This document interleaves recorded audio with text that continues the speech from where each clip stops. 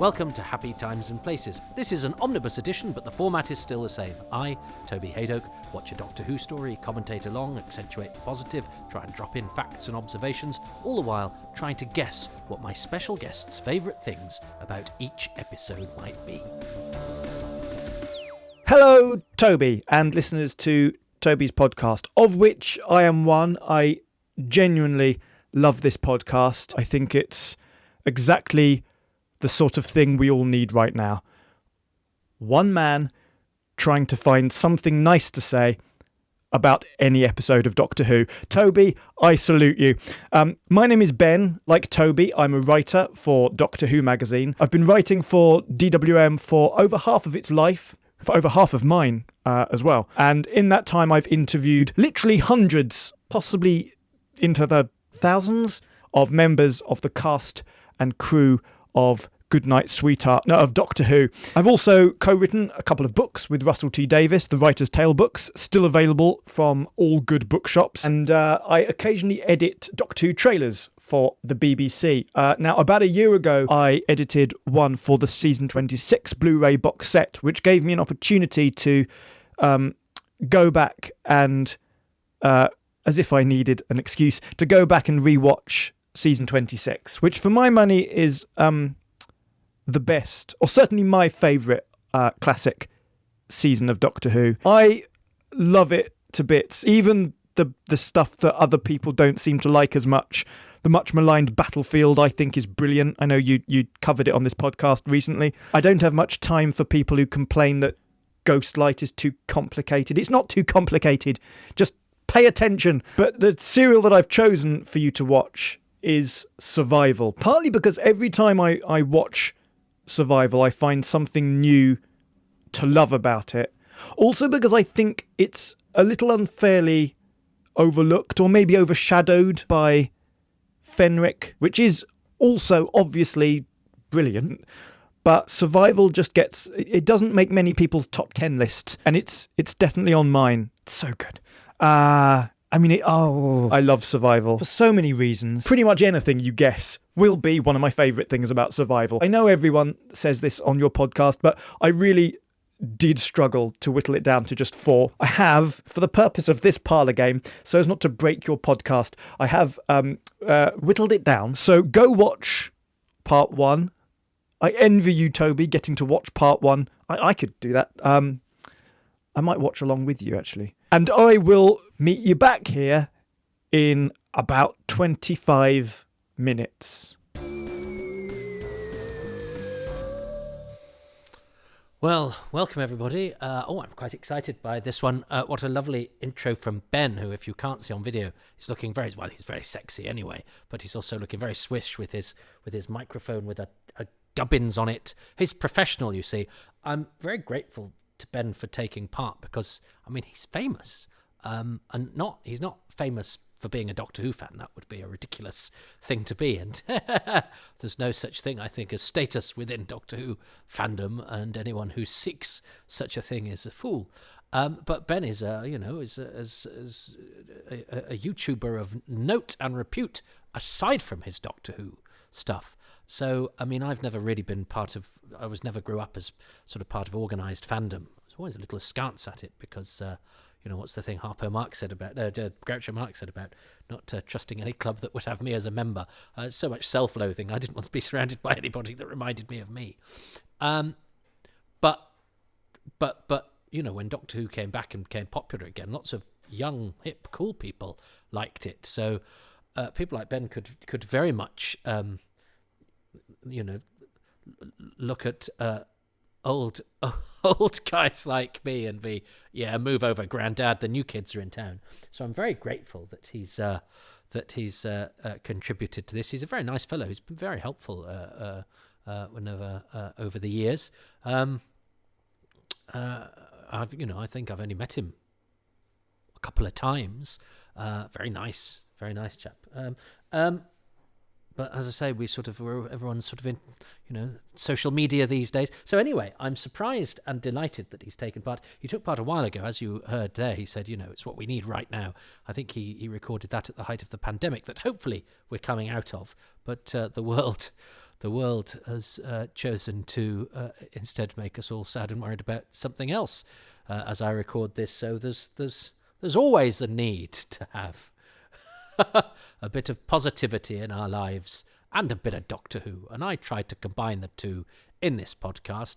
And Ben has chosen the very last, oh my goodness, the very last Doctor Who story to be broadcast as part of its initial run on the BBC. It wasn't the end, and I hadn't prepared for the moment. So let's see if it reawakens some memories. And if I can choose some of the same things as somebody young and cool, or whether we'll have entirely different experiences of this. So I have it fired up on BritBox. I also have it on Blu-ray and on DVD, but this is easier than unplugging wires and things like that. But however you choose to consume it, or actually not watch along at all, just listen to me rambling, which is very, very... I was going to say laudable. It's not laudable. It's lunatic. But anyway, on a count of 3, I'm going to start watching Survival in 3, 2, 1, go. If I press the right. Yes, I have pressed the right. It just took ages. So you're probably halfway through. You're with the bad rocks now. Okay, Alexa, volume 5. Oh, yes. Volume reduction live as we speak. It's glorious watching this on quite a big screen. It is a long old title sequence, but it's very effective. I remember when this title sequence first hit my screens in 1989, thinking, wow, apart from the rocks, which aren't good, and I'm not a great fan of the wink. Yeah, I'm not a great... or the logo. But other than that, what did the Romans do with the Doctor Who title? But it's a great title sequence. The TARDIS in the bubble is marvelous. Now, this is Damon Jeffrey, who I mentioned in the commentary for the God Complex just a few days ago as I record this, because I did that very recently. He's an actor and stuntman, and he's not credited on this. He's not credited on the God Complex. However, he straddles old Who and new Who, and he was in a production of Emlyn Williams' Someone Waiting, a professional production, around the time I was doing an amateur one as a schoolboy, and my friend went to see the professional one and got me a programme, and it said Damon Jeffries just done Doctor Who, so I always kept an eye out for him, and he actually gets it, and I think, did he say oh my god then? You have to be very careful of that sort of blasphemy. That is an absolutely superb, and isn't it, he actually doesn't get a credit, But Kathleen Bidmead playing his mum does, and all she gets only sort of one line and miles away. And I always have to be careful with Catherine Bidmead, because I always think, oh, old racist. But that's because she's Mike Smith's mum in Remembrance of the Daleks, in which she is not credited, even though she has a couple of lines in that. So the demarcation is very interesting. Well, no, it's interesting only to people like me. But here she is. She gets a credited role. She had been, I believe, a member of the production team. And now she is just in the back of shot. She's no longer with us, I believe. And it always amuses me, because I think now if Doctor Who's history was being written in the way that it was written in the early 80s, somebody would have gone, and Kathleen Bidmead is Christopher Bidmead's wife. Now, this lady doesn't get credited, and she's got more lines than Catherine Bidmead, and she gets a close-up. I think she's called Muriel something, but she gets no credit. But yes, because I remember there being books called The Doctor Who File, I think that looked really impressive, but were actually sort of filler. And I remember the one for Galaxy 4 saying Stephanie Bidmead, who plays Margot, is the wife of Christopher Bidmead, because Doctor Who scholasticism in those days was to go, do these people have the same surname? It's such a small world, the world of entertainment. They must be married. And yes, John Lee Aladdin in the Daleks is also the same John Lee who's a non-speaking extra-Mongol warrior in Marco Polo. No! Anyway, let's not get into those things. That's been bothering me lately, and I've worked it into, because I saw somebody tweet about it in an old tweet. And it's incorrect, so I need to address it, but I have to address it in a commentary about Survival. That's I have a brain that doesn't like sitting in incorrectness, which I think is a character defect, if not a mental defect. This is wonderfully directed. People hate this cat. I don't mind the cat. I remember my friends at school thought the cat was a bit naff, but at least they go to the effect of making it look a bit matted. It's not too clean. I think that those kids playing, which shot at the ground level, at the cat level, through the grass and through the cat eyes, is very effective. Alan Waring, I'd loved his direction of Greatest Show in the Galaxy, a show I was not looking particularly forward to because it sounded quite naff in the build-up. I enjoyed Greatest Show, and just going, oh no, this guy really knows how to direct. And I think of the 80s directors, post Harper, he's the pick, really. I think he does Emmerdale now. In fact, I auditioned for him once and I didn't get the part. Was it for the Royal Today? But anyway, he's forgiven. He's not the only person that's not cast me. I quite like the posters for Cats and all of this sort of thing. I remember this time, this I don't know, it felt a bit ordinary, this story, because it was set in the present day. I don't know I don't know why it felt ordinary, and I think it's anything but. I think it's got the great running theme of survival. It's called Survival. It's Doctor Who's last story, and of course the bridge between this and Rose and Julian Holloway. This is great. Julian Holloway is a silky voiced, brilliant voiceover man. Did loads of advert voiceovers in the 80s. Absolutely rolling in it because people got paid properly in those days. Lives in the States now, but he didn't normally play Scottish hard men, but these were the days where you'd cast an actor who's a good actor, who's a bit of a chameleon, and they could then do what they wanted with the part, and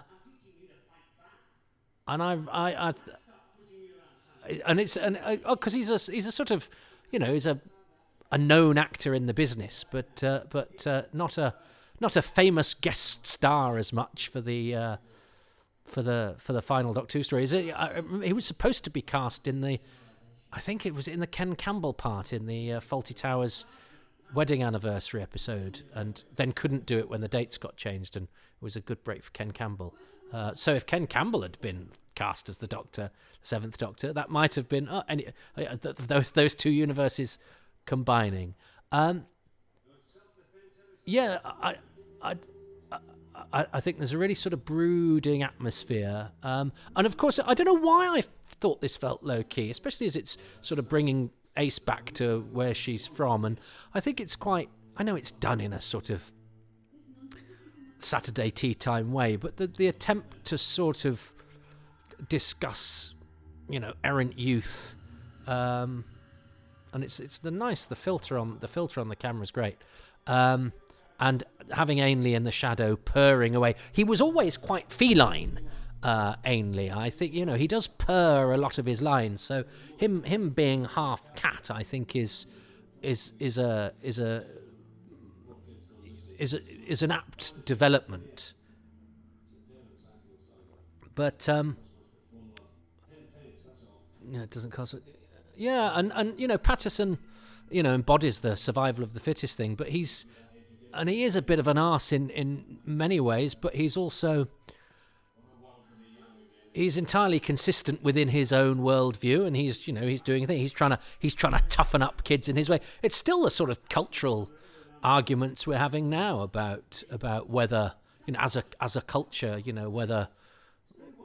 whether indulging is the wrong word, but being empathic towards the vulnerability of young people is actually good for them, or whether Patterson's approach is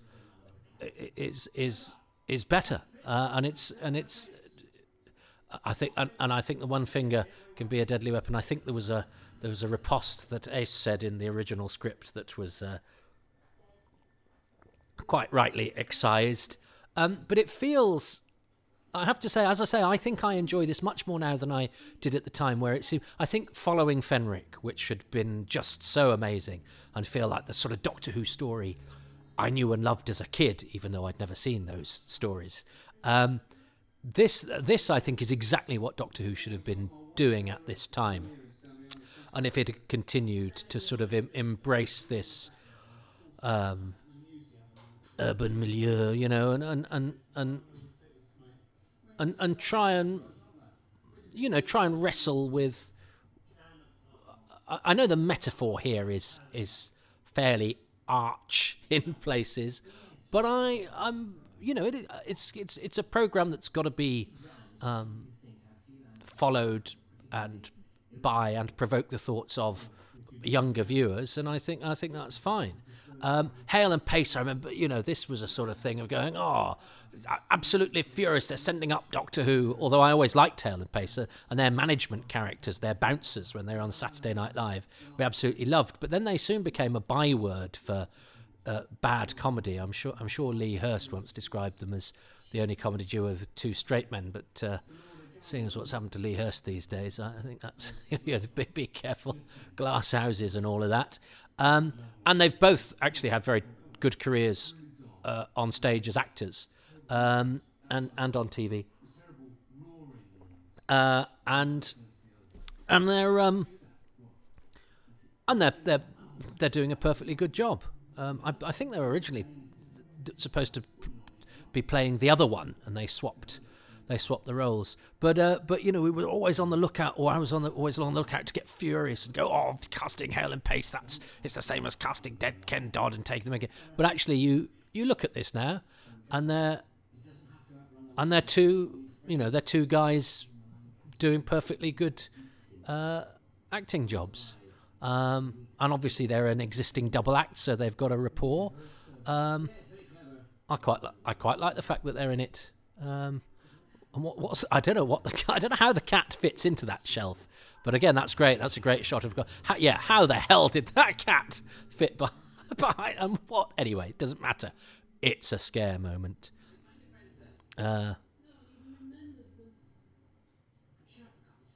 Money.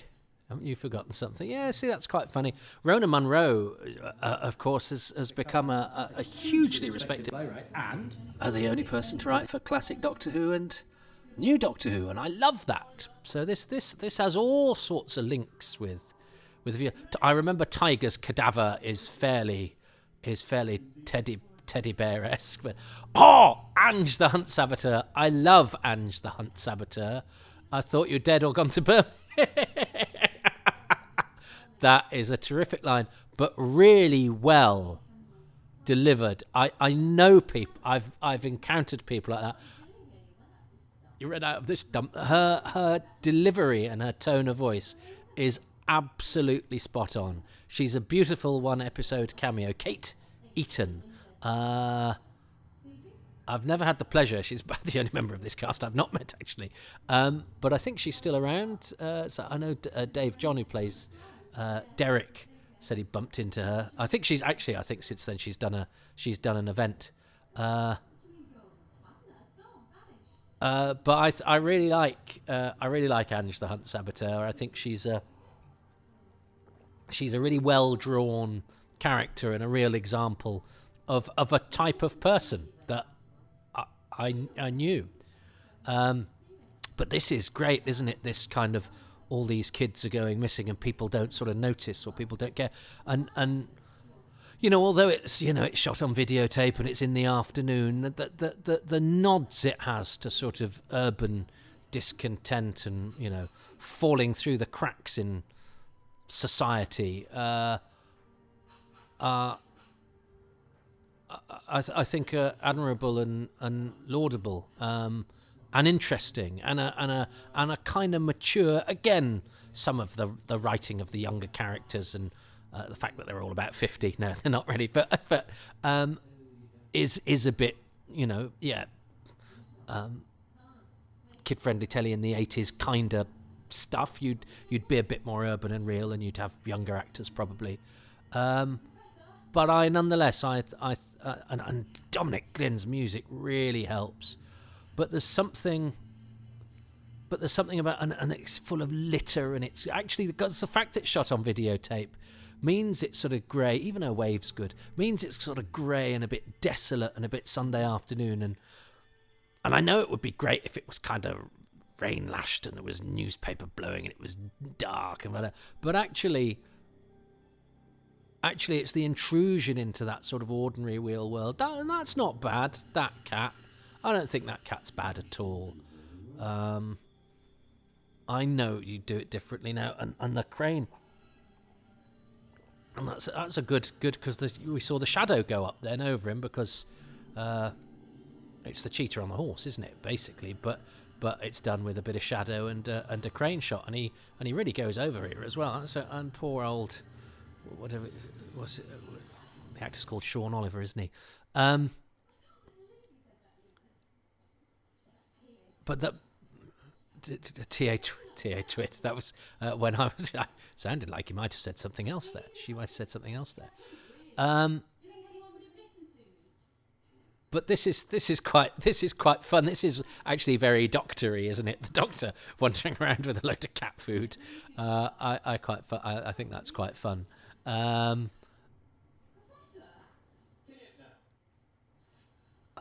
I quite like the fact we don't question why Ace has got a tin opener on her either. And I really like his dark jacket as well, and the scarf. I could just lose the jumper. Good trousers too. Yeah, it's and good shoes. But yeah, it's doing what Doctor Who did when it came back.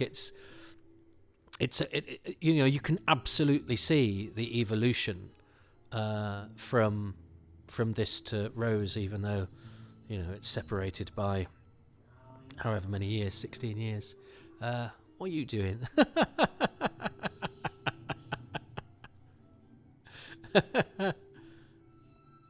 It's quite jolly. So I've got to try and think of what Ben will like about this. And this having this set in the playground, I think is great. It's a really fantastic chase coming up. Alan Waring really knows where to put his camera. He's also good at pacing. He does soap operas now. He largely does Emmerdale, I think. I'd love to have seen him do more sort of sci-fi or more grown-up telly, because I think he's got a real aptitude for this kind of storytelling. But I suppose the shows weren't around, and I love the theme, the chase theme that's about to go up, and that's great. Oh, and that's Lisa Bowerman, who is one of the nicest people in the world. And if you want to meet somebody who thinks and knows too much about British character actors to the extent that I do, but is also a fascinating and interesting woman, then it's Lisa Bowerman. She's like we often message each other at midnight going, do you know of so and so? And she usually does, because she really knows her stuff. And I remember being quite excited that she was in it because she'd been Sandra Mute in Casualty. I think she's the first person. Is she first on the credits in the Radio Times for the first episode of Casualty? But it was just as Mute Lisa Bowerman, so I was expecting to see somebody who couldn't talk. And of course, that was just her character name. And then she was killed. That's John Nathan Turner's dog, Pepsi. His dog quite often appears in Doctor Who. She's in the Curse of Fenric as well in the background when they go to Miss Hardacre's house. But this is really well shot, and I think that's great that they just go, okay, well, it's a children's playground, but let's have a cheetah on a horse, and having it on a black horse, I think that's really beautiful. And this stuff is brilliantly shot, and they're gonna zip off to the planet. I think that's really well done, and it's excellently shot, excellently scored, and what the heck's going on? We're on a dusty savannah, and I think this, I know it's the Doctor Who quarry, but they make it look like a sort of sunburned alien planet, and that paint box effects on the sky is excellent. But this is great. The desolate, the playground. Again, it's evil lurking in every corner. The mysterious, on your the cheetah person on your Lewin Tooting Beck, or at least at the urinals in Perivale. Haha. But the music suggests the savannah as well. I think Dominic Glynn is a fantastic. Oh, and there's poor old Damon Jeffrey. What is it? Jim, your dinner's on the table. What's he called? Yeah, and that's a nice little. We remember it's him because he's still got his sponge. But that's but that's nice, and that's pretty grim. These people are being picked to the bone by deadly cats. So what was I talking about? Yes.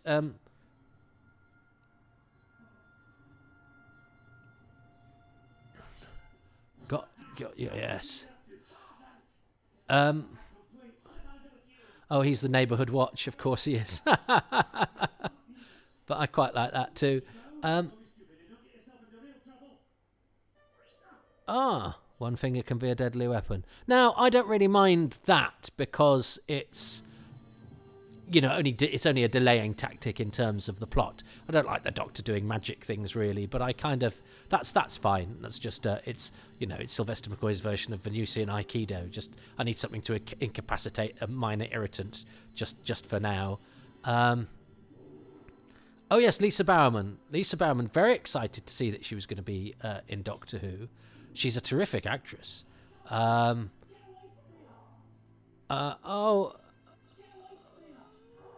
a poor old him. You think that he might be, he might be going to have some sort of character arc because he starts off as the character that didn't want to finish him Sarge in the opening gym scene, and no, he warns Ace and gets killed. That's him. That's the end of him. But now that she's had her tea, she's not interested, and I quite like that. That's quite a realistic aspect to the creature. You go, she's not going to target the hero of the story, as it were. She's going to eat this guy because he's easier to eat. But we will see her again. I actually don't mind the cheetah people costumes. I know that they've been criticised for being too teddy beary, but seeing as they're people in costumes, I actually think they're fine.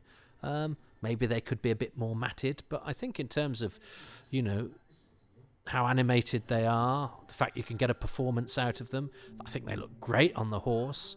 And when the actors are, doing the body language thing, I think it all looks pretty good. Now then, I know all of these people. To different. I used to live on the same street as Will Barton. In fact, I spent my last day in my flat in Crouch End. I went over to interview Will for Who's Round, but he lived on my street for the 3 years that I lived there. Oh dear, he doesn't live there now either, and he actually I think he was doing a Doctor Who convention because we've kept in touch. In fact, I saw him not long ago because he was playing Boris Johnson in a play, and I came to see him and we had tea and it was nice.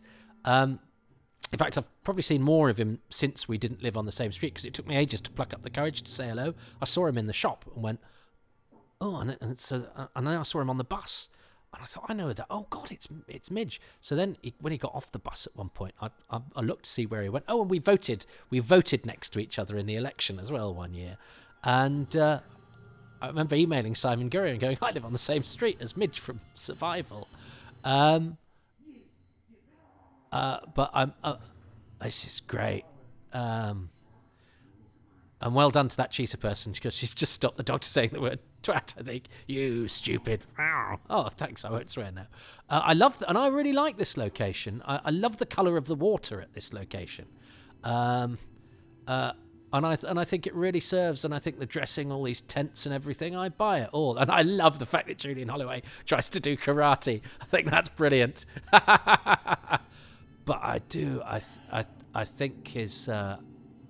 I think the rendering of the planet and the color palette, those beiges and greys, and it's the Master. Now we knew it was the Master, but it means that he's been quiet in a tent and being subtle, which Ainley had not always been during this period in the show. So that was episode 1 of Survival, Lisa Bowerman, love Lisa Bowerman. Yeah, no, I've never met Ellen Pace, but yeah, everyone on that, Will Barton, Shakuntala Ramani, and David John, all on one side. I've met them all. It's a bit like that with the, and I'm like that with the astronauts from Mission to the Unknown. So there's a few groups of people all under one umbrella who I've met all of. And you know what, my 10-year-old self would have taken that.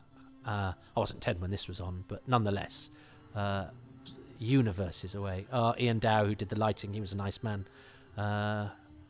Oh, yes, Joan Stribling. She's still working. Right, anyway. Nick Somerville. Has anyone ever interviewed him? Stop trying to think about who should be interviewed, Toby. Right, who... Alan Waring. Excellent, excellent director. I will hide the next up because I've got to choose a favourite thing from episode 1 of Survival. And... there's lots to like there, including things that a lot of people don't like. I don't mind the animatronic cat. I don't mind is a bit damning with faint praise. I think the cheetah person costumes are fine, are good actually. They're quite attractive, you know. And I like the clothing that they give them. I think it all fits well. Love the image of the cheetah person on the horse. I think that's great. A cheetah on a horse in a playground. Is actually giving a back kick to a yeti on the loo in Tooting Bec, knocking it off its throne for incongruity. But I think I'm going to choose this now because I think it has to be a choice at some point. I think Alan Waring is a real hero of this period of Doctor Who. I think all of his direction is a cut above what was being done on television at the time, and certainly what was being done on Doctor Who. But I'm going to choose Dominic Lynn's music. I think Dominic Lynn, every time, kicks it out of the park, really. And I think that chase music is really thrilling. But I think the planetary music is really evocative and really complements the pictures and the design and the colour scheme and what it's trying to conjure, that sort of, as I say, that dusty savannah where there are carcasses having the bones picked off them. So I'm going to choose Dominic Lynn's music, although honourable mention to the playground chase as well. But Ben's very young; he'll probably choose something like NFTs or. I'm trying to think of things that young people do. I don't know. Let's find Ben. Where is Ben? And I had him in an open window. Recents. Let's go. Should we go to recents? No. Oh dear. Right, I'm gonna have to go the long way. So let us find Ben on Survival. Ben Cook Survival Part 1. What does young Ben have to say? That was part 1 of Survival. Good, isn't it? I was tempted to choose just one line, one of my favourite lines from all of Doctor Who. Oh, hi, Ace. Oh, hi, Ace. Thought you were dead. I thought you were dead. That's what they said. Either you were dead or you'd gone to Birmingham. Either dead or gone to Birmingham. Love that. But I didn't. I chose as my favourite thing about part 1. And you'll kick yourself, Toby, if you didn't guess this, because it's sort of the title of your podcast, Happy Times and Places. It is the time and place in which Survival is set. It's sort of set in what's tangibly the real world, which I think we forget because of modern Doctor Who doing it all the time, how rare that is for the classic show. And An Earthly Child is set in modern-day London.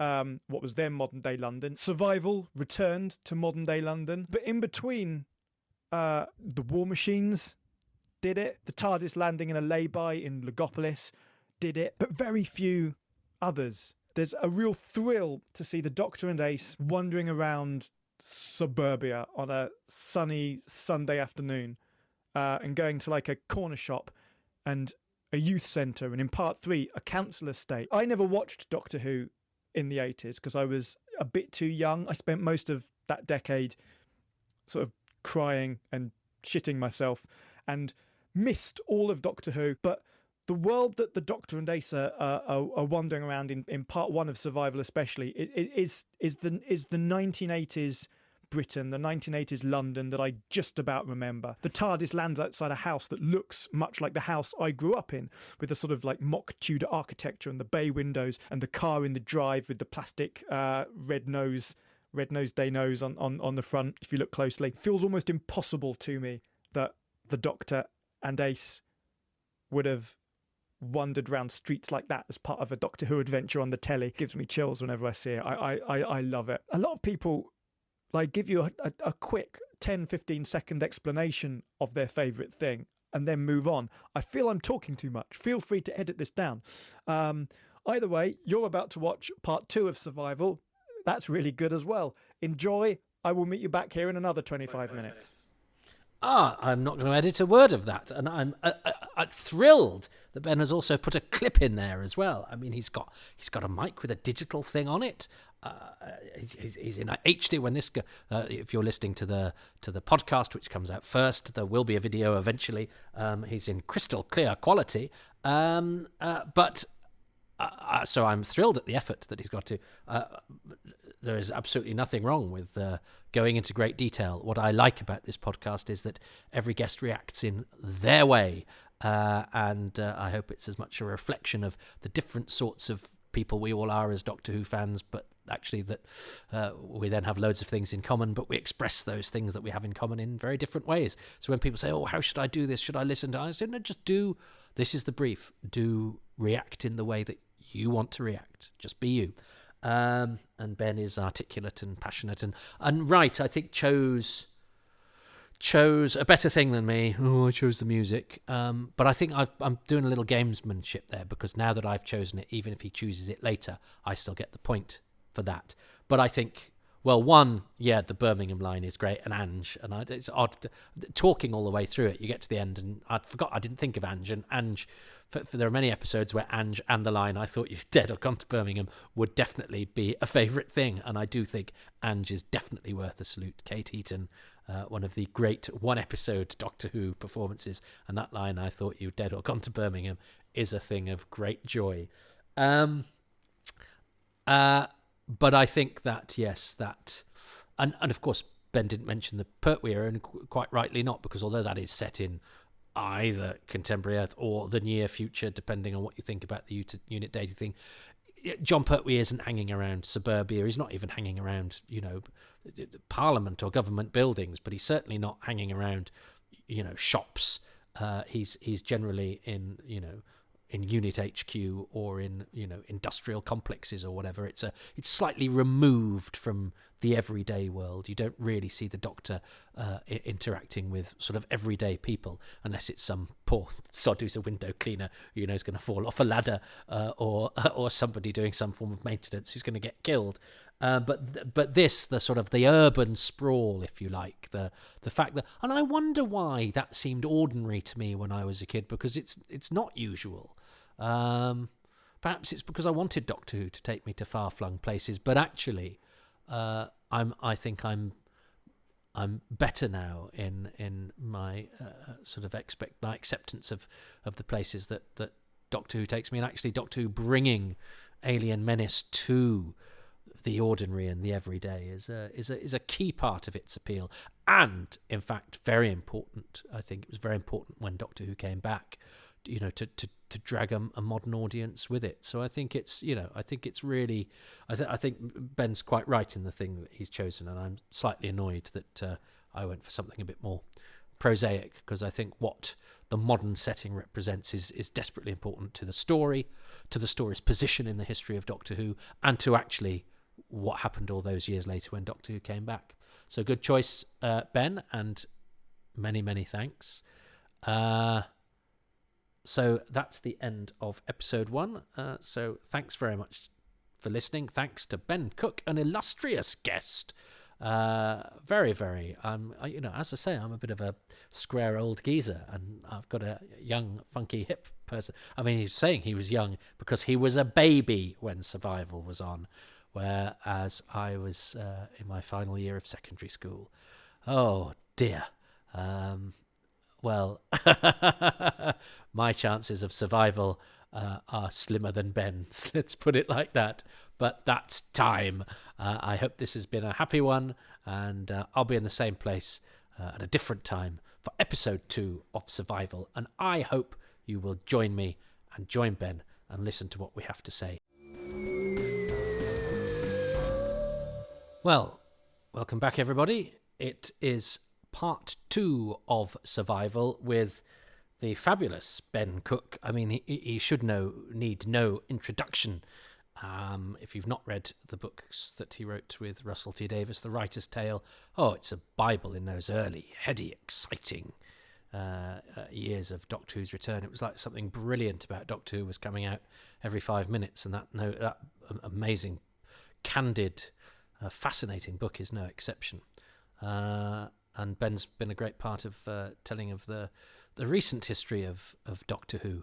And so I'm very grateful that he's contributed to an old man's wheezing and groaning with his youthful vigour and his trendy things.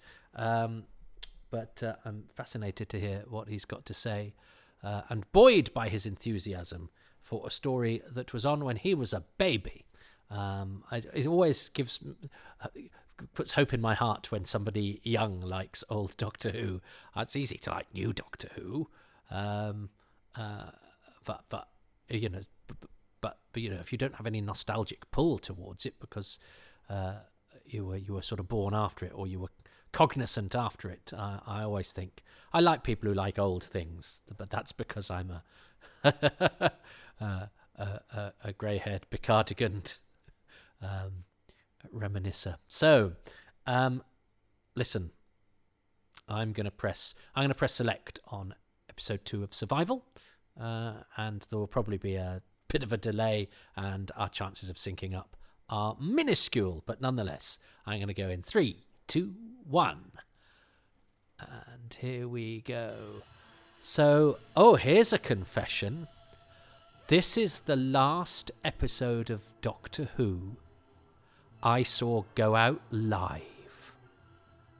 Gosh, there's a tragic story to tell, and I wonder... Well, we'll talk about it maybe for episode 3. But, I mean, I did a bit of name-dropping last episode about knowing a lot of the cast from this, but it's funny, isn't it? I did a commentary for Phantom Films on this with the guest cast, and as I say, I already knew them, David John and Shakuntala Ramani and Will Barton, and the divorcees. I think we said we were the divorcees of Old London Town. And Will, who plays Midge, I mean, he actually contacted me because neither of us now live where we lived. Oh God, Tim Minchin was my next door neighbour for a bit. Elizabeth Carling, actress from Casualty, lived on our street. Christine Bottomley, the actress, I only discovered afterwards. I know her quite well now, and we got chatting. So I live in North London, blah, blah, blah. Whereabouts? And she mentioned the road, and I was like, that's where I lived. And it turns out we were neighbours for ages. But I used to see, there's a line in my one-man show, My Stepson Stole My Sonic Screwdriver, because I lived in the shadow of Alexandra Palace, where I went, I'm always seeing Capaldi, bumping into Capaldi on the way to Tesco's, before he'd been cast as Doctor Who. So that was one of the first, that was a Doctor Who thing, where Capaldi gets a name checked before he was actually Doctor Who. I mean, he'd been in Doctor Who, but none of that, I used the name because it had quite a nice rhythm to it. That line, I'm always bumping into Capaldi on the way to Tesco's. It's a nice line. Always got a laugh. But then he became Doctor Who, but that was post the show. And yes, it's quite nice that they play with him. Although it's pretty grim, isn't it, if you think about it? It's a really good performance from Ainley in this. He must be really hot as well, but I think they've really reined in his because he does enjoy playing the Master, but I think I think it's well judged in this.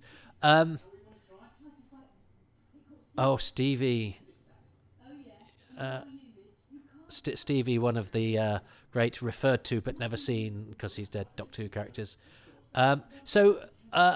Will Barton, who plays Midge, he's actually quite posh. He's playing Boris Johnson at the moment in a play about Boris Johnson. He does an excellent Boris Johnson impression, and he's a good comic actor. Actually, Will and I were both up for the same role in an episode of Holby City.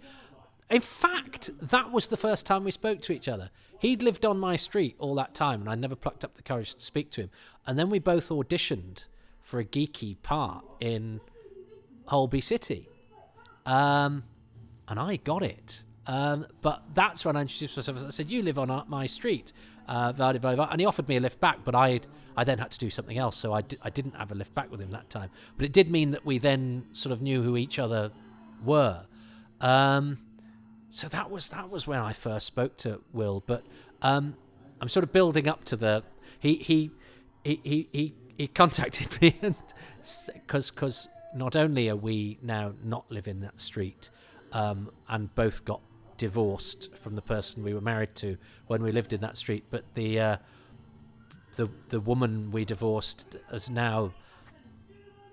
We didn't both divorce the same woman, but we both divorced a woman, and both of those women have now changed the instrument they play the tune on. They're both now not. Their nocturnal dalliances are of a different kind. Anyway, but both. And I've got to be careful because look, this is somebody else's life, so I'm not. It's just that it amused us that our stories and the things that went wrong in both of our lives were almost exactly the same.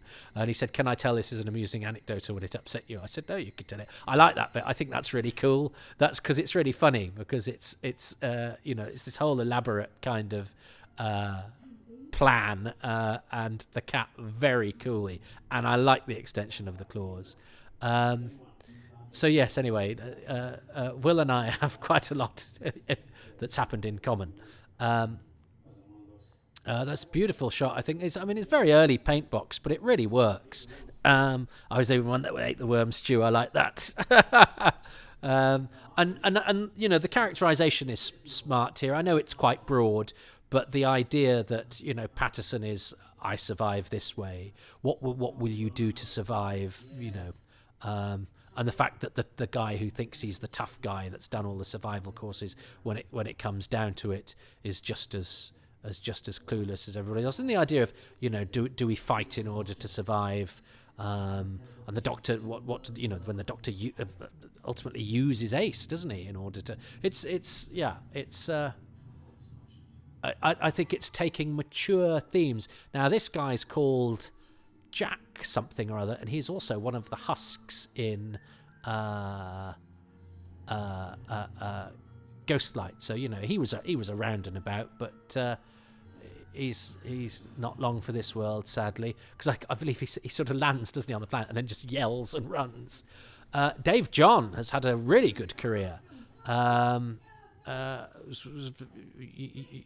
remember he's done work at the Exchange, and Shakuntala gets loads of work, and is a really good actress. I know some female actors like being called actresses. My partner likes to be called I think calls herself an actor, even though she's a female actor. But I know some who are adamant about actress. I love the fact that the Doctor's still got his hat on. He's great at that sort of stuff, Sylvester. And I think the Master's brilliant in this, and the feeding of the cat. And he's aged quite well, but also he's quite sort of gnarled. It's quite, and this, again, that's, you can see that the picture in the wide shot has been sort of paused, as it were, in order to feed everybody in. But it's, I remember these effects at the time being, cutting edge, and I don't think they've aged particularly badly. And I think this location is brilliant. And I love the sort of, I think that the Cheetah People extras do great work with the sort of playing around, the cat games that they do. And this, it's quite an arch metaphor of the planet. The more its inhabitants fight, the closer to destruction the planet gets. But I think that symbiotic relationship the creatures have with the world, I think, is a really interesting science fiction idea, and it doesn't have to get into the mechanics of it. And you know, in the late 80s, you know, we've just had Battlefield, haven't we, where there's a nuclear missile convoy. There is still living in the shadow of, you know, being wiped out. And as I record this, you know, any complacency we might have had on that side of things has been pretty summarily dispatched as the world has changed its constitution in a week, and we found that a sovereign power can get invaded and bombarded by a superpower who's actually not particularly afraid of any of our calls for what we see as the right way to do things. So, you know, that reminder of the potential that we have for destruction, and you know, and our instinct to fight, you know, is something that good science fiction wrestles with, and I think this, you know, this has to do it in something that's got an eccentric hero and certain science fiction element, and can only go so far in its depiction of violence. And I think it judges it really well. And I think it's I do remember this episode at the time. I do remember thinking, for all the story that it's got to tell, they do largely spend the episode running around, and instead of running through corridors, they're running through corridors.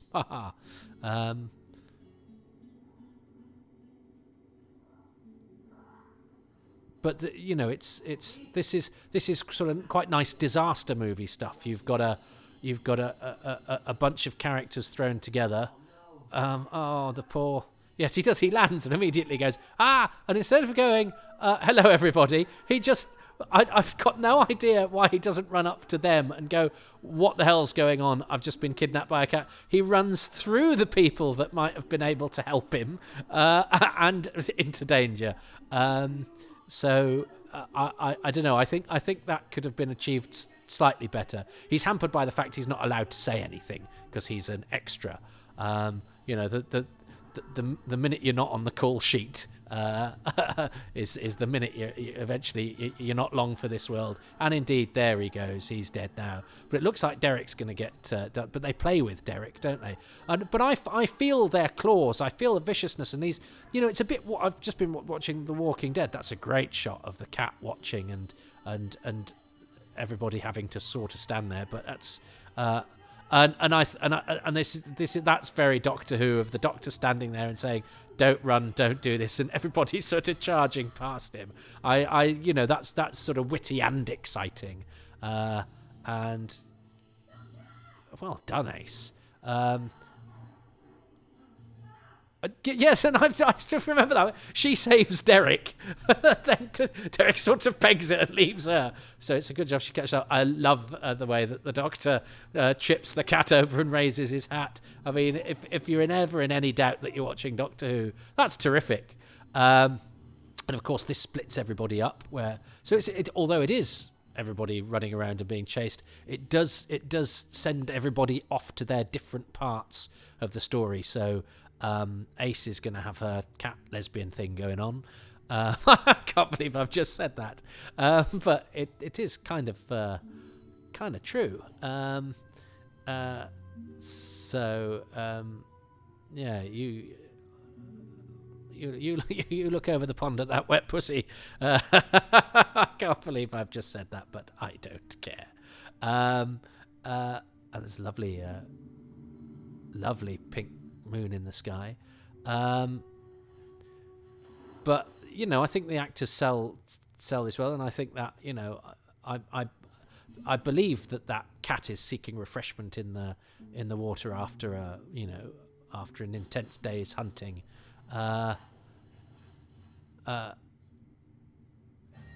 It's great, and the scary eye, and then the Doctor and the great use of the sort of silhouette against the skyline. So yes, although it is a bit of running about, there is a bit of plot, because everybody has to go and serve the factions. But yeah, I was saying I've been watching the Walking Dead, and that, you know, seeing people, you know, in slightly tatty clothes, you know, with quite sort of visceral enemies. You know, I feel, you know, the scratch on everybody's arm, it feels dangerous, you know, even though they are sort of quite cuddly. But but they make real good use, I think, of the fact that they are, you know, these cats, for all that they've got, you know, 2 legs and are humanoid in shape. The fact that they play with each other, the fact that they get distracted to have a fight, which enables our human characters to get away or do different things, or be ignored. I think I buy all of that. I think that's cleverly conceived and quite well done. And I think these costumes are fine. You know, you'd want them a bit tighter fitting now. You'd want them to look a bit slightly less costumey. But I think they're attractive, and they do the job. When they fight each other, they trigger explosions. Now you see, where I don't quite know how that works, but I think it's a nice metaphor, and I think that's the kind of thing that Doctor Who does well, if you let it. You know, you've got to admire a story that is trying to do more than just tell a story. I like your badges, is the cat saying.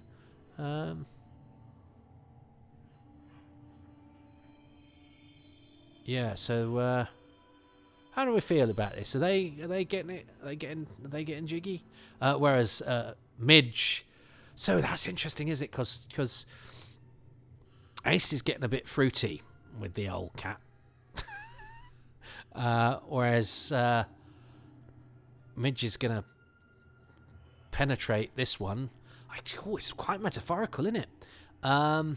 But you know, he succumbs to bloodlust, which is going to prove to be, you know, his reversion. Well, not reversion, but his descent into savagery. Whereas Ace has something, you know, gets a bit more bonded with her cat Quarry, Quarry in the Quarry. But again, it I'm always drawn to the idea that, you know, for all our intelligence and reason and art, we are creatures of instinct. You know, we have habits and reactions based upon, even tribalism, you know, is based upon something, you know, it's an innately animalistic characteristic. And so I think that anything that sort of draws parallels to us, you know, Quatermass and the Pit does it, you know, that's the idea that some of the terrible things that we do are because of our genetic programming, in a way. Now, that programming has been done by Martians in Quatermass and the Pit, but but you know, animals are programmed to do certain things that they do without logic or reason or thinking about it. It's because it's programmed into them in order to survive. Well, that's why we do things, and that's why I think we sometimes, you know, react to, you know, we dislike the unlike, or we get very tribal, or we, you know, we attack to defend, and all of those sorts of things. That's a great shot. You see, that's beautiful, and a lot of that is special effects. It's a painted sun and a painted reflection, which again for the time is pretty good attention to detail.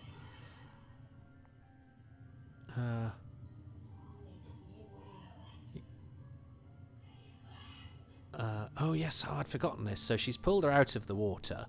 So now she has to give her the water, and then they're going to become they're lovely cat lesbians. I don't know why, it just amuses me to say that. I know it's childish, but there's no point in being grown up if you can't be childish sometimes.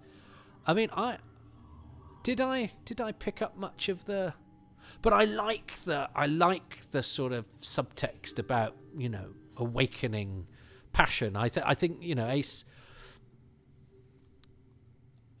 as a 48-year-old man, Ace doesn't translate brilliantly as a teenager to me, but that's because teenagers to me look so young, and I think in these days, you would probably have younger looking actors as all of these characters, which might make, I think, some of the subtext about sexual awakening and that terrible battleground that your body is when you're a teenager. I have a teenager doing that themselves at the moment, and it's in fact I've been watching something set in a school recently, and I found it terribly moving because I was terrified at school. I was terrified of authority, of getting into trouble. I was also terrified of my peers who could be unkind and who could be cruel. I was terrified of what the future had in store, and all of that, trying to understand the world whilst your body was as I say, doing all sorts of strange things, and it was playing with your hormones, which plays with your mind. It's a time of great heightened emotion and great sadness, and I get terribly moved when I see young people, because I know how intense that emotion can be when a friend blanks you, or something happens with a parent or at school that seems like the end of the world, and that sheer gut-wrenching emotion that can happen, and I think I think all of that would be slightly more effective in this if the actors looked a bit younger.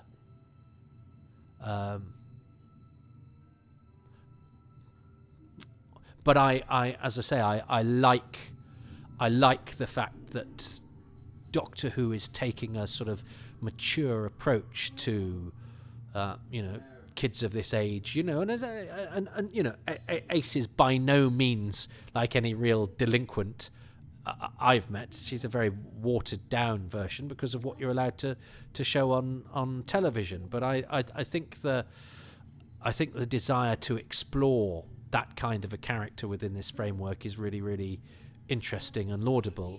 And I think it gives a great dynamic to the two leads and the sort of storytelling. And I think the two actors have a great rapport with each other. They're a great team, and I think the desire to have this kind of dynamic with Doctor and companion is a really smart one. And I'm not criticising Sophie Aldred, by the way, who I think is great when I talk about not buying Ace as a teenager. I just think now, when we're used to actually shows with teen leads where the actors are quite often teens, we trust younger actors more now. Maybe younger actors are better now for some reason. I don't know why. I remember Will saying that bit where the Doctor goes, where did you get this necklace? That Sylvester had actually gone, where did you get this necklace that you're not wearing? And they realised that they'd filmed all afternoon, and he hadn't got the necklace on. It's not his fault. Wardrobe continuity, someone should have done it, but apparently Alan Waring walked away with his head in his hands. But they got it sorted. And apparently it's baking hot. But this is, and there's a really interesting message about succumbing to our inner beast. There's a lot going on, and it is slightly more than just people running around this week than I'd certainly felt at the time. So these are the last minutes of Doctor Who that I watched go out actually as they were broadcast, and we will explain why next time. And I think Ainley does all the sort of I'm the master taming this creature, go home, and I think that's a really nice idea. The cat flap. It was called. I remember when it was first announced. It was called cat flap. But this idea becoming the savage creature is the gateway back to the world. He doesn't remember his name. I think that's really. I think that's a really economical, brilliant line.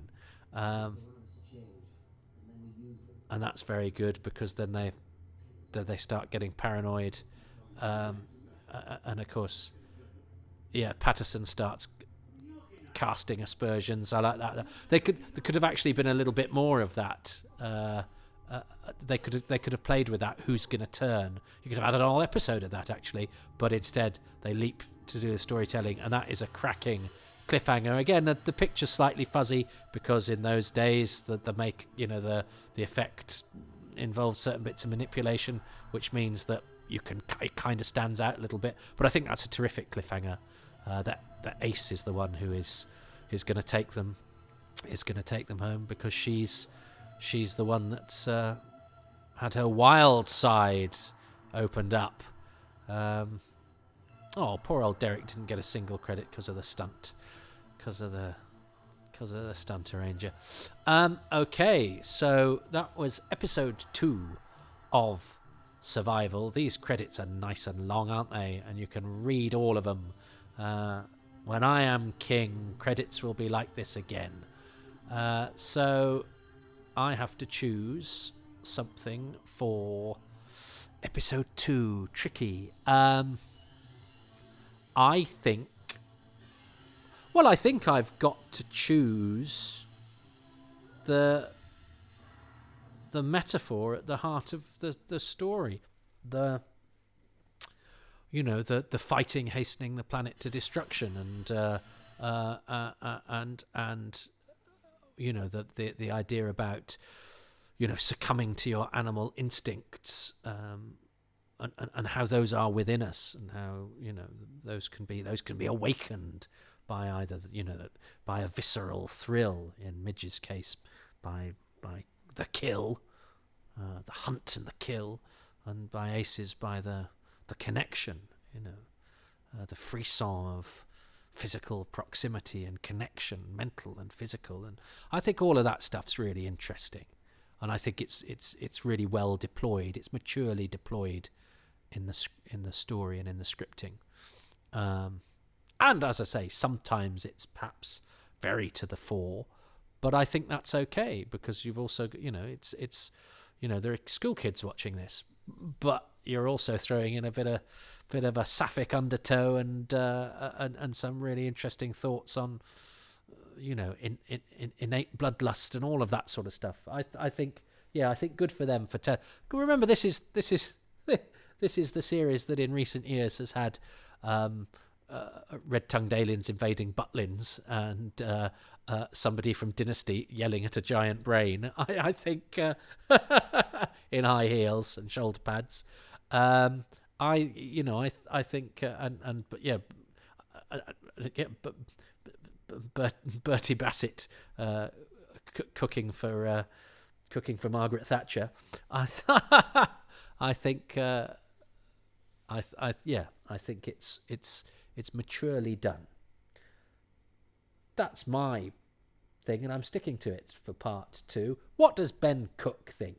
And that was part 2 of Survival. A great episode. And it's all good, obviously. Now, Toby, I have tried not to choose specific actors, because I know you try to avoid choosing actors, but I couldn't not choose Anthony Ainley's master as my favourite thing about part 2. By the time Anthony Ainley takes over the character in the 80s, the master does just become every inch the sort of moustache twirling panto villain. I don't want to be mean, but it's a little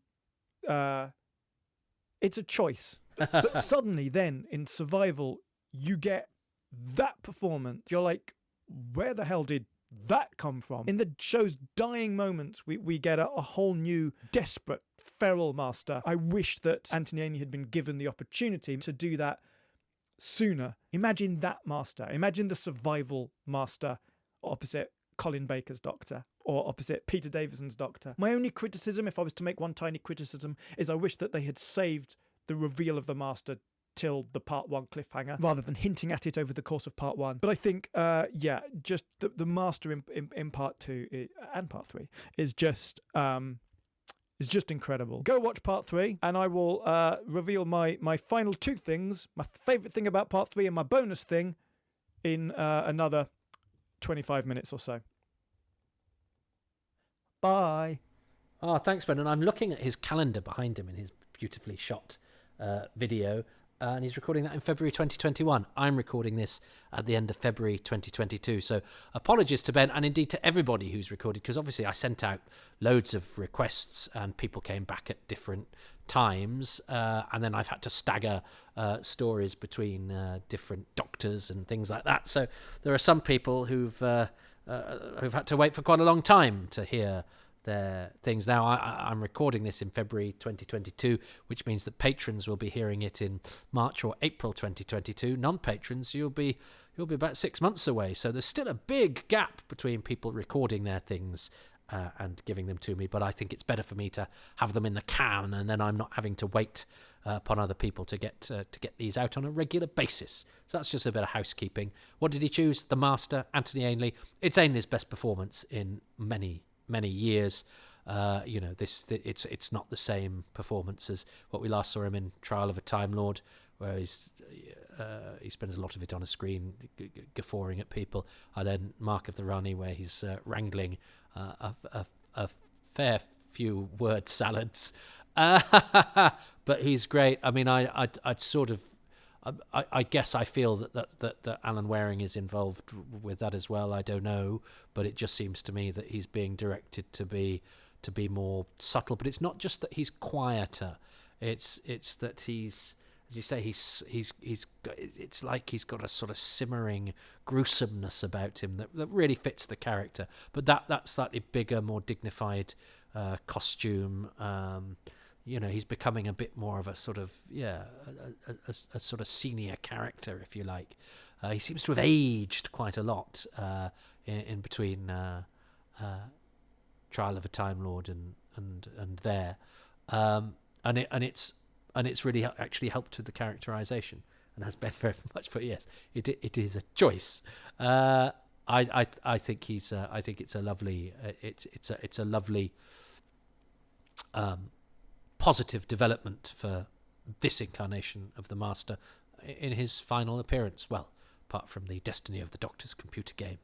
And Anthony Ainley just started to be involved in the DVD range, didn't he? He did the commentary for Keeper of Traken, and then he passed away. And I think because he's quite an enigmatic character. I know somebody who played cricket with him, who had some hair-raising stories. Well, some toupee-raising stories, but also some very interesting stories about Anthony Ainley, who seems to have been quite a character. And I know Doctor Who fans respond to him in different ways, because I think he could be quite rude to some Doctor Who fans asking him things, and then really helpful and really game, I think, depending on what mood he was in. But aren't we all different depending on what mood we're in? And I think he certainly took against John Nathan Turner latterly, and so was cautious about what he invested his time in and what he was getting paid, which he's perfectly entitled to do as a self-employed performer, even though I think he was of independent means and didn't need to work because he was from an acting dynasty. But nonetheless, you do what you want. But anyway, I never had the pleasure. I would have been fascinated to have known a little bit more about Anthony Ainley. It's odd because he's actually a figure from recent Doctor Who for me. I know some of you young people are listening and going, but the 80s was ages ago. I grew up. I was alive in the 80s. I was conscious. I was cognizant. Anthony Ainley was a character from modern Who, and it seems so odd that somebody can be an enigmatic figure from relatively recent history. I've just been researching Reginald Tate, the actor who played the original Quatermass, and just trying to get aspects of his character in order to put them in this book I'm writing. And I found some interviews, only no oral history, but interviews with him in newspaper articles and things like that. So I've got a little flavour of the man, and it's lovely piecing all of that together. But I can't get a smell of him or a taste of him or the touch or the feel of him, because only fragments remain, and that's of him playing fictional characters. I don't know what Reginald Tate sort of sounded like when he was just as himself, or how he dressed or whatever. sitting down to eat a meal and all that. And Ainley, we have footage of him at conventions and being himself, but I don't know. I'd have liked to have had had lunch with him or gone to his house just to see how he ticked, just to because I've been round to the houses of so many people and who've been involved with Doctor Who, and you just get a feel for a person. You know what I mean? So he'll always be a little enigmatic, but maybe that's good. Maybe that's what we need for the Master. And of course, Delgado had it because he died before he could really, before he could make an impression on us of a man. But I do think it's interesting that somebody from recent Who history can be such an enigmatic figure. But it is one of his best performances. Good choice by Ben. Well, join us next time for the last episode of Doctor Who. My goodness. Doctor Who's final flourish.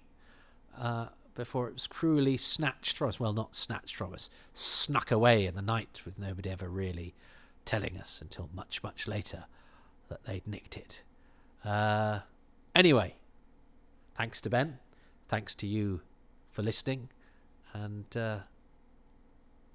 join me for the final episode of TV's Doctor Who. Thanks to Ben Cook. Mover and shaker of all things young and modern and internet flavoured, and also an experienced interviewer and writer of and about Doctor Who, has added a bit of glamour to these otherwise becardigant, and I'm in a cardigan and corduroy this evening. All I need now is loafers and a slight air of defeat, and the image. I actually have that last one. Anyway, I'm trying to soldier on and I'll get a tattoo at the end of this. But until then, we're gonna do something that was on when I was in the grip of my youth. What was I? 1989. I was 15 years old. I had hormones coursing through me. I had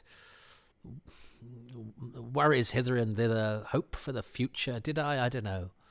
But I also had mates, and it was, we were doing things, and we were all quite creative, and we had parties, and it seemed like life was ours, because I think you feel like that when you're a teenager. I remember saying to a friend of mine, a couple of years later, this is our time, this is the time before we have any responsibilities and stuff like that. And yet there was so much terror around every corner, peer groups and authority and, what life was going to make of us. And if one knew now what one knew then, well, one probably wouldn't have had as much fun. But anyway, a lot of water under the bridge between then and now. But this was the last episode of Doctor Who for quite some time, although I didn't know it at the time. But let's see what it has in store for us as we press play in 3, 2, 1. And here we go. There we go. And I've got a confession to make that I alluded to last time. I'm not saying the universe revolves around me, like this spinning galaxy on the Sylvester McCoy title sequence. But, I wouldn't set my video for Doctor Who. I had to watch it live, and I had to record it live, because these were for posterity. These were going to be my recordings that would get me through the dark times, because I had to watch Doctor Who over and over and over again. I would take my videos to teenage parties so that when it was all over, or the next morning, I'd put Doctor Who on and, hope to convert my mates. Oh, they were very... But anyway, and only a few weeks before this, I'd missed episode 3 of The Curse of Fenric because it was parents' evening at school, and I'd made my friend, we had a grown-up friend who lived not far away, Derek, come round and record it, because I didn't want to set it on the timer, because I needed a clean cut and I needed no fat in between the episodes. No, I didn't want to sully it with whatever it was, Rockcliffe's Folly. No, that was on afterwards. The one show hadn't been invented yet, but Wogan or whatever. And I remember my friend came around and he did Curse of Fenric for me, and he missed the first 3 seconds because he didn't do what I asked him, which is what you do is you press pause and record, and then you unpause, and that means you get a clean cut. Whereas if you just press record, you get a kind of blah, blah, blah. And he did do that, because I didn't get... It wasn't an unclean cut, but he missed the first couple of seconds of the title sequence. And of course, I got the title sequence on every single other episode, but I had it in my head. But what if this is the last episode left, and it's missing a few precious seconds? And it could be recreated, but it's not quite the same. It had to be that title sequence. And of course, actually, even the versions we have now aren't that title sequence. They're remastered or whatever. And is any one different in different episodes? Of course not. They're the same thing, but it was that one. I needed that one. That's how my brain works, in case you needed an insight. But I was in love with a girl called Lizzie, but it was very much a platonic relationship. It was a bit like Kara and Ace, just to try and bring it back to what we're seeing now. But I loved this girl, and we were friends, and she would come and stay, but we never got up to no good. But she had my heart, and she confided in me. She had troubles at home and stuff like that, and I was her sort of shoulder to cry on. So it was quite an intense relationship, but never the girls wanted to be my friend. That's a great effect. Well, it's effect. It's what are they called? Contact lenses, but it's very well done, and I like the way they cut from his normal eyes and his cat eyes. But anyway, my friend Lizzie phoned, and she had something to... I remember my friend John Warburton phoned up at the beginning of Tooth and Claw, and I just picked up the phone and said, "Doctor Who's on, go away," and put the phone down again. But with Survival 3, someone came in and said, "Is your friend Lizzie on the phone?" I mean, she should have known not to call when Doctor Who was on, but because I'd done the record pause thing, the title sequence was on, and I'm really edgy when Doctor Who's on. I mean, I've berated my kids for, doing something out of the corner of my eye. Oh, I've been awful. So full of many regrets about how I've behaved, but on edge because everything has to go right with Doctor Who. Everything has to be perfect. But for some reason, with this last episode, I went to my friend's aid, and she chatted and offloaded, and we talked and blah-de-blah-de-blah. So I missed the broadcast of this. I knew it was safe. I was recording it, and I'd recorded the trailer, and blah-de-blah. Everything was in place. Everything was fine. And I watched it later that evening, or almost immediately after. But I betrayed Doctor Who for a woman. And as a result, Doctor Who was cancelled. That's my feelings on the matter. So I'm sorry, Doctor Who, because it's all my fault. But this is really this sort of sexual awakening stuff that they're doing, I think, is really interesting storytelling. Rare to have a female writer, rare to represent these sorts of things within Doctor Who, and to do it, using metaphor and character, and it's quite grown up, albeit it's somebody dressed as a teddy bear, but it's played with absolute sincerity. And I was sort of joking like a child saying cat lesbian last week, but actually, this all paves the way to when Doctor Who comes back, because this is all done in. Even the sort of feral kids are all sort of rather middle class. They're even though Dave John is actually a genuine North London boy, I know that, but it's still sort of all seen through a sheen of acting and of drama, and that's not because anyone's doing anything wrong. It's the way that things were presented in those days, and it paved the way for what we have now. And we have a show that is much more representative, and representation matters and is important. And I think sort of connecting with the people that are watching and talking about their preoccupations, I think is really interesting. That this is the path towards doing that. And Lisa's great. She, her body language is very good. She's acting the part from fingers to toes, from paw to paw, and it's great that they trust. You've got a companion you can do this stuff with, and she's great at showing the turmoil, and he's very good at the sort of dark melancholy that he brings to the part, which is odd because he's also a clown, a very adept clown. And I really like this relationship that they have,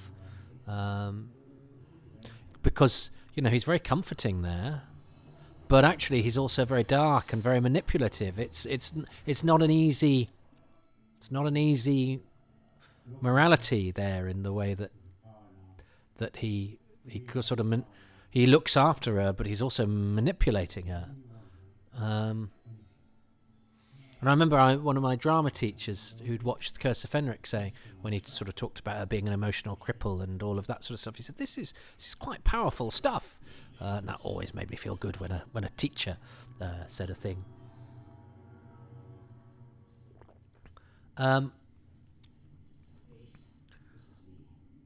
But yes, this is. I'm glad they all make it. I sort of expected Derek to sort of die, maybe, but I'm quite glad he makes it back.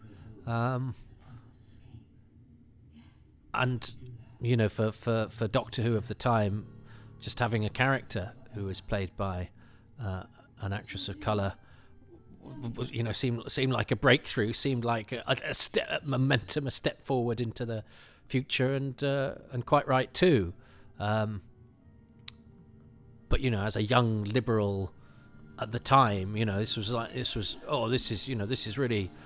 is a really important aspect of this, and it absolutely is, and yet it's still, there are still arguments had, aren't there, when you see you only have to see a black policewoman in something, and there's usually somebody on Twitter going, "Oh, why does the policewoman have to be black?" And so it just actually underlines the importance of of representation on screen, because there are still some people who think that they are the norm, and anything other than that is some sort of aberration or imposition. But it's and that's it for Derek, isn't it? I think Derek and Shrila. Now Dave John, who's a lovely fella, is Sylvester is the godfather to his children, or the other way around. Dave is the godfather to one of Sylvester's kids, but they're great mates. They'd done work together before. I think Sylvester got Dave the job, which is nice, because that doesn't happen as often as you'd think. You've got a mate in a thing and they suggest you for it. I'm still waiting. Well, but that it doesn't happen as often as you'd think. Oh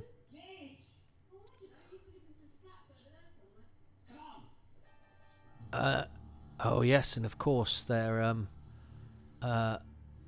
Oh yeah, so he's got to nick the bike. This is why he got the part, actually, because, well, not the only reason, but they needed somebody who could ride a bike, and I think he'd auditioned for a Casualty, which I think Paul Reynolds got the job in the end. It's a Casualty episode that Christopher Benjamin's in, that Alan Waring had directed, and he didn't get it, but then he did get this one. Another dead cat teddy bear. But this feels really immediate. That's not great, is it? I mean, quite kudos to them for going, let's try and do a scene where there's a disemboweled cat. This is Adele Silva, who I'm delighted is on the DVD of this, who went on to be a major star in Emmerdale. Squeak. And they brought her, and I think she was quite. I remember on the DVD commentary. On the DVD documentary, and the DVD commentary for this is actually a delight, because they have Clayton Hickman and some fans. They do a fan commentary, which to me at the time was the idea. Fans being involved. I don't want to hear fans and a moderator. Oh God, I thought that was. I just want to hear from the people that were on it. And actually, I then listened to it, and they're very funny about these tough gym guys who are anything but. And Clayton Hickman's very funny on it. It's a nice bunch on it. And I remember going, why didn't I want fans on a commentary? It's a perfectly legitimate thing to do, especially as it's not replacing another commentary. And I had great fun it, and I've since met at least one of those fans. But yeah, I still had when this came out on DVD, I still had a certain amount of self-loathing. I didn't know fans aren't legitimate. Of course they are. And it was really all about myself. Don't worry. The fan experience of the show is I actually really like hearing about now what people were going through when they saw a story or how it connected to them. I love that bit with Ace going down and the eyes and the kid going bad Catman. I think that's really evocative and effective. Look at that camera angle. That's just really nicely shot through the glass and from slightly underneath, so he's leering over it, and her going down on her knees and coming up. And look at that backdrop. It's quite a grim backdrop. and they do look a bit like they're doing a warm up for Act 1 of West Side Story rather than doing boxing and karate.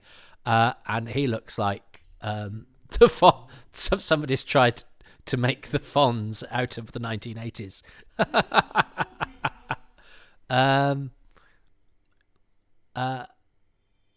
But he's got a great face. He's good casting because he's got a great face for it. And I love the one that points. Yeah, I got a bit of business, They asked me to point, but they do look like they should. They should be on top of the pops, don't they? These boys.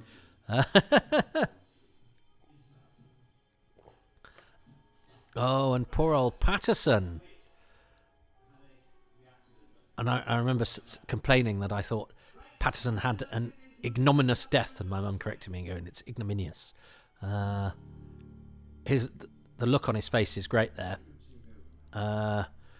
You get the real sense of fear from Patterson here in his final moments, and this is pretty grim. It dispenses with its supporting cast fairly quickly, so. You've lost Shrieler and Derek, who've just gone home. It's quite an odd thing to happen, really, isn't it? And Patterson's been killed. And I like the fact that line could be delivered quite harshly. I think Tom Baker would have been fairly dismissive when I never quite liked it when he's like that, although I do appreciate the alienness of it can be very effective. But I think the Doctor should always be a little sad if someone's died, and there's so much for the SAS course delivery there. Sylvester had a sort of grim melancholy about him that I liked. Well done that, because that she didn't have to blink then. The eye came and went. And this feels to me now that I know what I know, This is I know where Doctor Who ends, and that's great. Look at that. That's fantastic. Even though the kids from Fame are flanking the motorbike Fonz. But it doesn't matter. I like it. That it's only just occurred to me that it's the kids from Fame flanking motorbike Fonz. It's a slightly wobbly tooth, that. But I love the fact that, of course, Ace needs to fight, and Dominic Glynn's with it as well.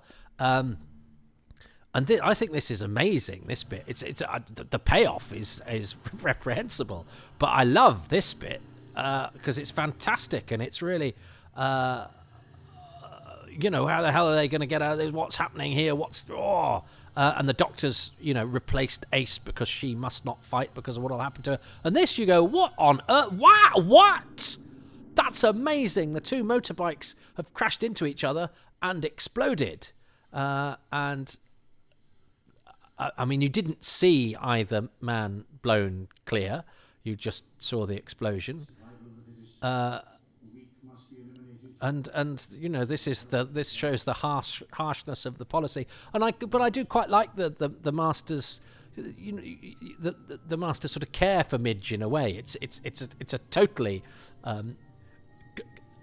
practical and pragmatic arrangement, but I like his, the goodbye and all of that sort of thing. The slightly sort of, it's not paternalistic. It's a man in charge of his creature, and I like the fact that he shows in his own way a little bit of sort of reaction to the death of Midge.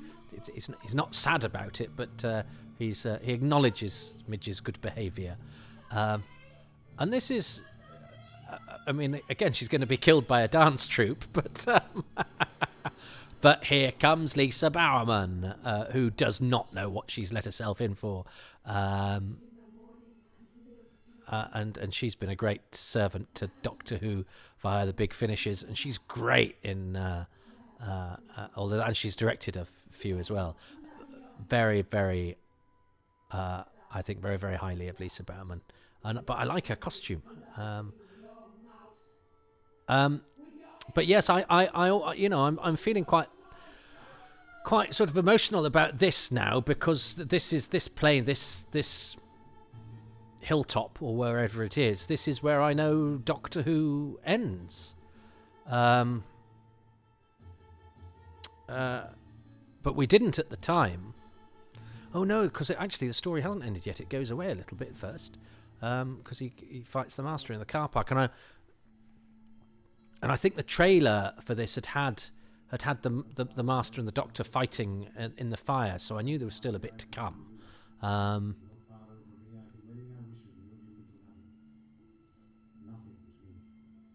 Do you bleed? Very good. But this is so, because he's going to kill her, and this is awful, and really sad. Oh dear. Oh, and good cat noises. He's so horrible, the Master. But he is like a cat. But unfortunately, this is where it gets, because there's been no setup of this. Sylvester does like sticking his bum in the air. It's not one of his finest qualities. I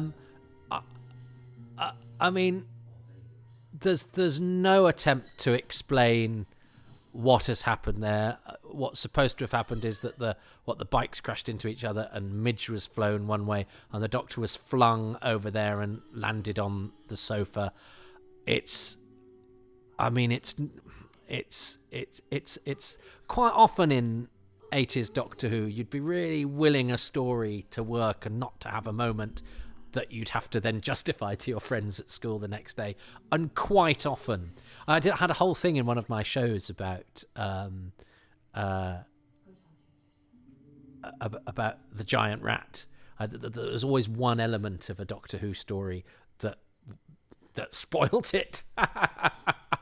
There's always just the spectre of disappointment. I'm glad we got to see Lisa Bowerman's face. That's not her hair, though.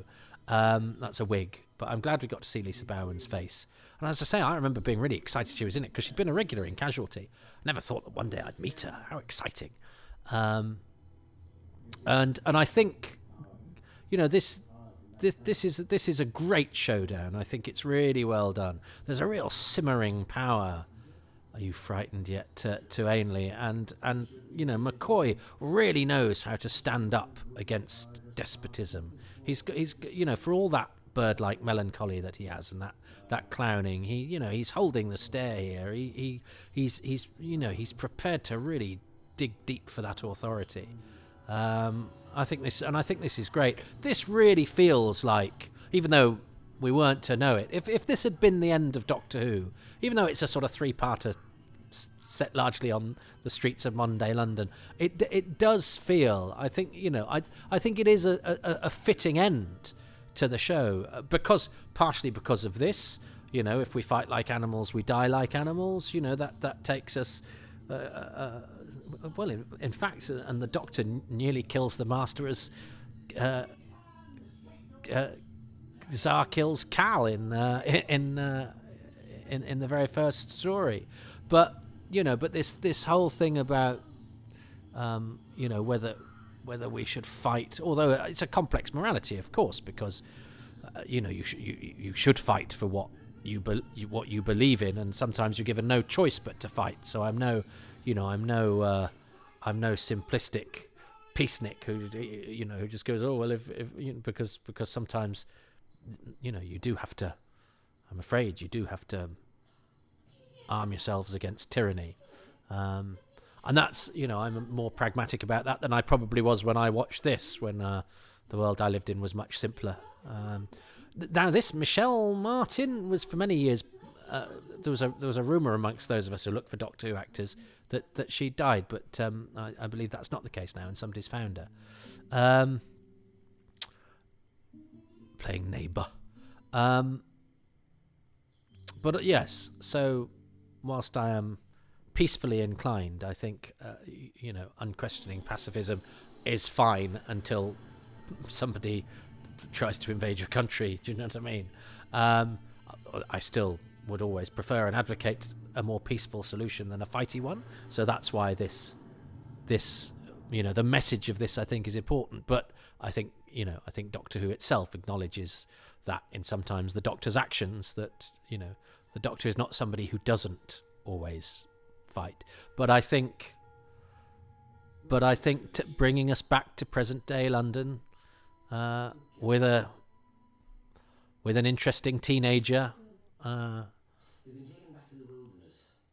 the subtext of what this story talks about, is a fitting.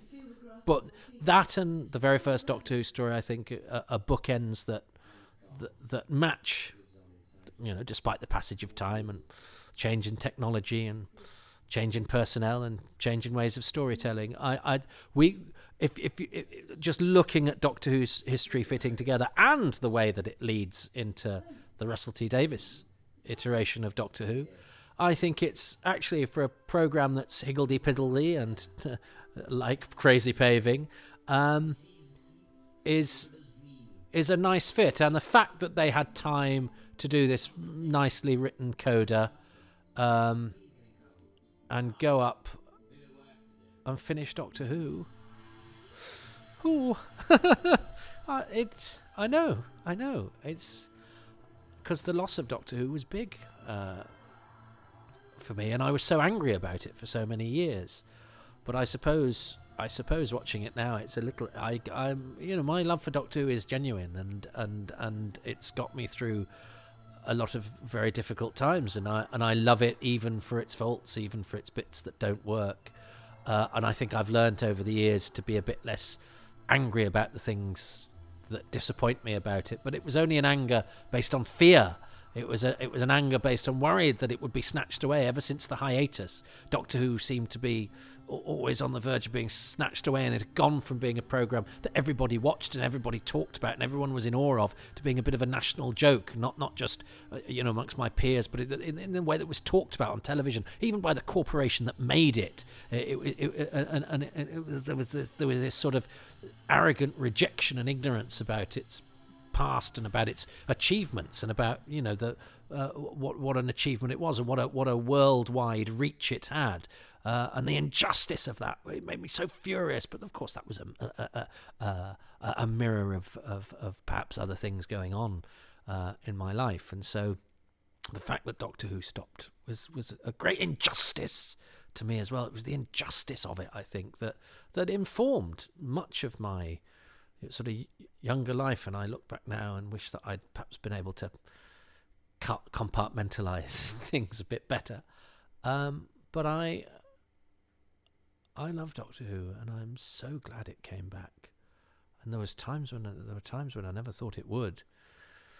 But I can now also look at that and go, well, that was in terms of where Doctor Who stopped. It could have just stopped any old how. Do you know what I mean? I think there's at least a vague, although hastily cobbled together at the last minute, sense of occasion and sense of ending. And I think what Andrew Cartmel brought to that era of the show, and what that Doctor and companion relationship did, I think was really interesting.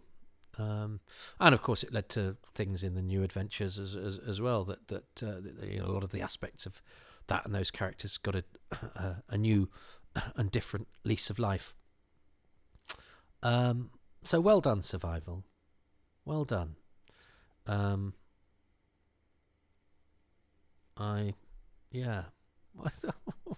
What's my favourite bit about episode 3 of Survival? Well, I think that when all is said and done, it's a fitting and decent end, and it gets that coda, it gets that little speech from the Doctor that is very, very sweet and mercurial and offbeat, and yet sort of says, this is a little bit special. but talking about things that people don't really understand, and that's its specialness is that Doctor Who exists in a universe and a world all of its own. It's a stupid program. If you broke it down to what it is, about an alien travelling through space and time in a police box that's bigger on the inside than it is on the outside. What a stupid sounding idea. And yet it contains such magic. It contains vim and vigour and adventure and imagination and all sorts of possibilities. It does, I think, have a liberal streak through it, at least, about not. And that's sometimes you can make the case that actually it's about saying anything different is a scary thing that's bad for you. But I think because of the nature of the people who've written it and the people who've created it, that through all the trappings of the action and adventures and the need for jeopardy and the need for baddies, that the way it goes about its business, I think, as a decency and a fairness and an imagination about it. And a sense of fun and a sense of energy and a sense of humour, and it's made up of all sorts of different things that you don't get anywhere else. I don't think you do, and tied in with that, with the nostalgia, with the fact that it, for people of my age and older, and a few younger, not quite so many, it was threaded into the DNA of our formative years, of our growing up, and when the world is as scary as it's ever going to be, but also has as many possibilities. And that's what Doctor Who is. Doctor Who is childhood. The world is scary, but it's also wondrous, but it's also uncertain, and the future is ahead of you and at your fingertips. I love Doctor Who. I really do. Well, I couldn't have spent so much time thinking about it and doing things about it if I didn't, I guess. But I'm not ashamed, and it's not, and as I say, it's not, for all my talk of, the childish jokes I might have done during this, for which I apologise. I don't do them very often. I don't look at it askance. I'm not lofty and disdainful about it, going, I like it because it's so rubbish or any of that. No, I like it because it's great. I have to acknowledge that sometimes bits don't work, but my God, do you know how hard it is to write an episode of Doctor Who? It's hard. Getting the requisite amount of adventure, exposition, explaining your new world, explaining your new aliens, explaining what the threat is, putting those all into a story with characters that maybe as well has metaphor and subtext and all of that sort of thing, and still making it an adventure that makes sense, which has highs and lows, and in certain cases, a climax every 25 minutes or whenever it is, and to make it multi-camera on videotape in the way that soap operas are made. It's not a film. And to retain that sense of charm and strangeness and that indefinable magic. Yeah, I love Doctor Who, and I presume you do too. And I know Ben Cook does, but what does he love about Survival? Oh, no, because I need to say what I love about Survival 3 and my bonus thing. Well, no, I mean, my thing is that was the end of Doctor Who, and I think it's as... And actually, if they'd had more build-up, they might have done something huge and cataclysmic. And I actually quite like the fact that because it was only he was only resting in the end, the note on which it ended, I think was as good as we could have hoped for. And my thing all over, it has to be Alan Waring. I think he's such a good director. I really think his direction is a high point of this period of Doctor Who. I think he composes pictures well. I think he casts with great sensitivity, gets good performances,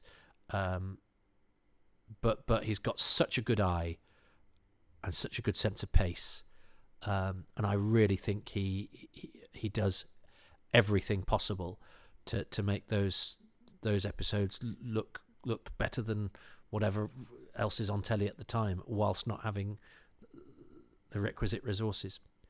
So those are my two things. They won't be Ben Cook's. I've already lost this one. But, nothing is lost forever. Haha.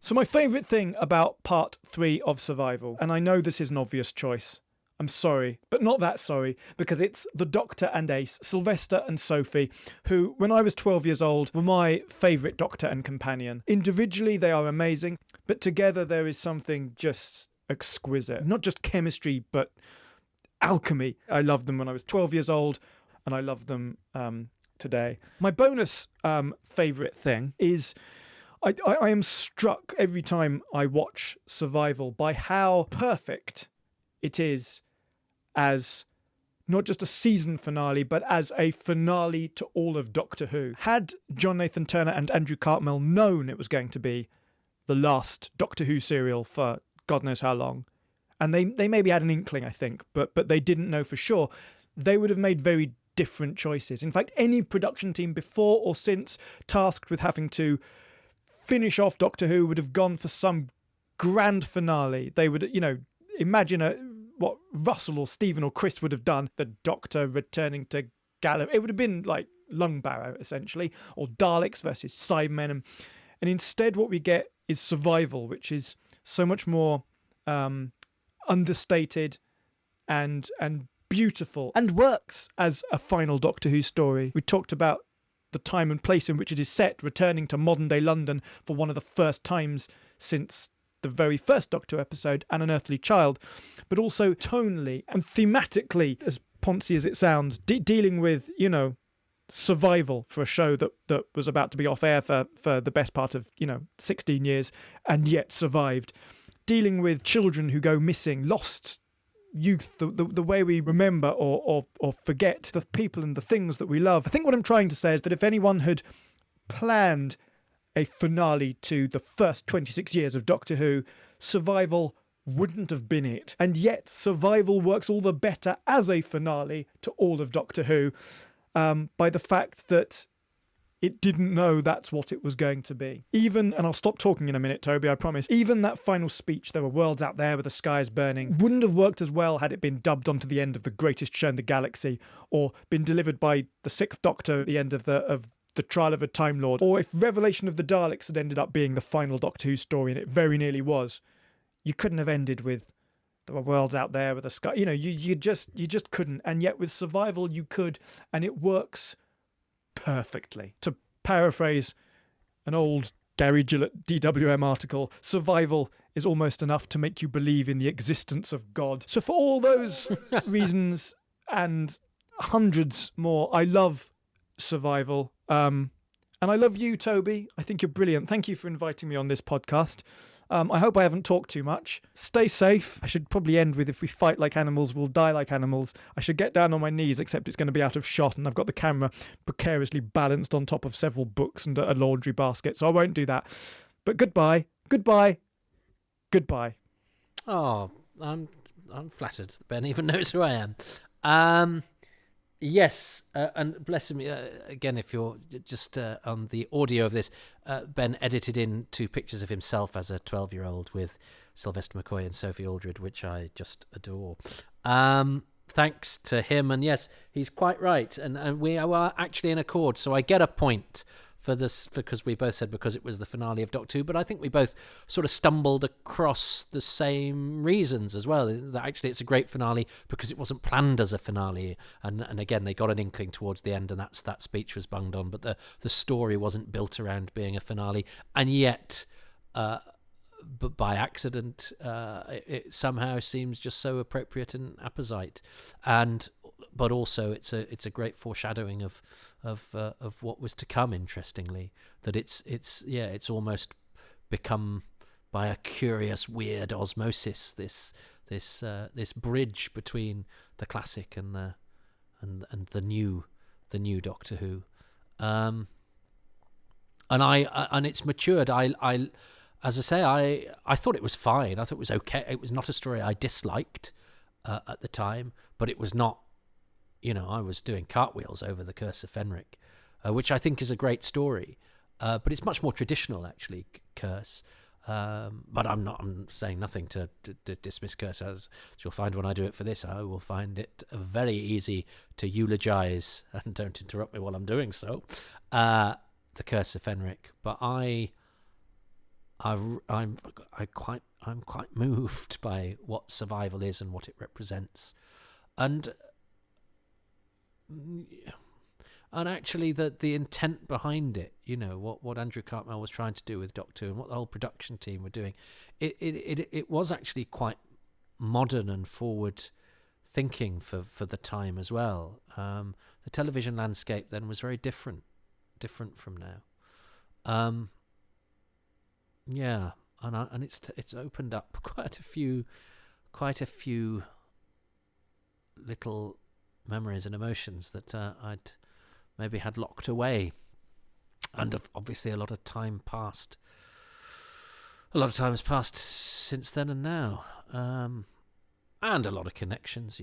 Funny that Will Barton was there actually at another great crossroads when I interviewed him. As I say, it was my last day in that London flat, and then because Who's Round is something I did as I was going through the end of a relationship and a divorce, and so I sort of associate Will with that, with another end of an era many years later that involved a woman. So maybe survival is always the crossroads between me into a rather sad and difficult time from which I eventually emerge and survive. So God, I hope watching it now I hope something awful doesn't happen tomorrow or in the next few weeks. Well, if it does, this is why. It's in survival. It's cursed for me. It's cursed, I tell you. But the lesson is, of course, through both of those things, you have to keep going. And Doctor Who has always helped me to keep going through those dark times. I wonder how Lizzie is. I've seen her a few times since. I think she's happy. How funny. Anyway, let's not get self-indulgent. If we can get less self-indulgent than a man talking very personally about his reactions to an episode of Doctor Who. But that's what you signed up for, folks. I hope that whatever memories survival prompts in you are happy ones. But I think that's the appeal of Doctor Who, isn't it? It's not just that we watch it. It's that when we watch it, we remember. We remember where we were. We remember who we were, what we were thinking. And as time, which it does, moves on, it keeps those things alive.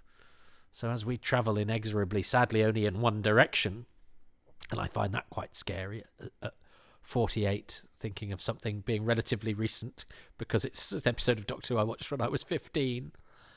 Good God. So it's... Yeah, well, let's not go there. But as we travel in time in only one direction, Doctor Who has little stop-off points for us to happy times and happy places. And sometimes you only realise they were happy when you look back on them and go, oh, I should have appreciated them for what they are. Or I shouldn't have been so scared. It was all right. Or I shouldn't have been so angry. That's not the way to deal with life. Yeah, I think Doctor Who makes us look back, doesn't it? And as we look, because we look back and we remember how we felt and what we thought then, it gives us a sort of perspective. And I hope, therefore, a bit of happiness, where otherwise there might not be any. I might just be talking about myself here. You might all be very cheerful people who just watch Doctor Who and quite enjoy it. So sorry about that. My thanks to Benjamin Cook, who flatters me by his presence on this. Do check out The Writer's Tale if you haven't. It's an absolutely brilliant book on Doctor Who, and I'm sure as long as there is Doctor Who, there will be Benjamin Cook chronicling it and also prospering outside of the world of Doctor Who. So good for him, and thanks to him, and thanks to you for listening, and we will survive. Take care. Well, thank you very much for surviving this podcast, which is presented by me, Toby Haydock, and my special guest, Benjamin Cook, who can be found on Twitter at Benjamin_Cook. I'm very grateful to Ben. He's very busy and famous and didn't need to bestow his presence upon my nonsense.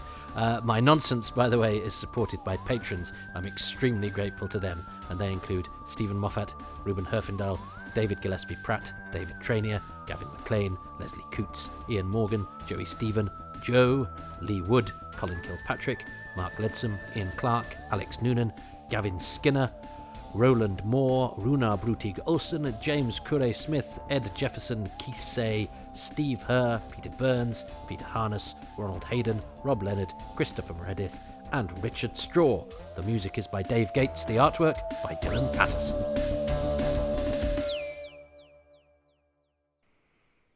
Well, so I don't die or go to Birmingham, you too can support these podcasts and other bits and bobs of my output on Patreon, which is at patreon.com/Toby Haydock. Even saying those words makes me feel physically sick, but I'm assured it's the way that starving artists do it these days. All right, I'm not starving, but I'm always having to produce stuff to justify my existence, and it's very nice that there's a model now whereby if you like it, you're under absolutely no obligation, but you can enable me to buy the time to do these things as well as I possibly can, and the more time I get to spend on doing them, I think the better the final product is. Technically I can pay attention to all that sort of stuff. The stuff that comes out of my mouth is not improved by any form of cash injection. So if you're hoping for that, I wouldn't bother. This is why I don't do many adverts. Can't even advertise myself. I have done adverts. I'm doing the rounds at the moment, doing on a voiceover for conservatories. But that's the sort of thing I do in order to also augment this strange mosaic of an income, which you can contribute to, if you so desire, at patreon.com/Toby Haydock for £3 a month. Tiers go up to 5, 10, 20, 50. You get things as you go up the tiers, but it's a pretty egalitarian kind of place. Most things are free at the point of the lowest tier, at the lowest entry tier. Most of the bonus material, well, all of the material, all of the output is there, which is bonus material, monthly AMAs, early release of all of the podcasts, pictures of my dog, monthly AMAs, little community, all of that is there. You just get a few trinkets like some badges and a few other bits and bobs as you ascend the tiers, but pretty most stuff is available at £3 a month, which you can also get a 10% discount on. Get a 10% discount on any tier if you sign up for a year in advance. You can also, or alternatively, go to kofi.com/Toby Haydock, which is a kind of tipping system, really. You don't get any bonuses or exclusives, but if you occasionally think, I'll chuck him a couple of quid, you can do that there, and it's all disguised as a metaphorical cyberspace coffee. But what costs you nothing is to go to iTunes, Spotify, wherever you like, and give these 5 stars and a few nice lines of review. That helps.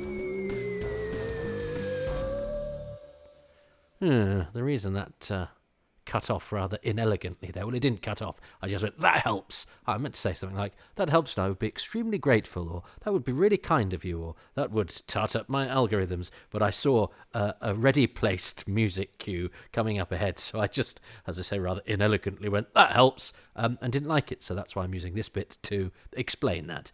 Just to prove it's all live. It's not live, but that I'm doing it in one go.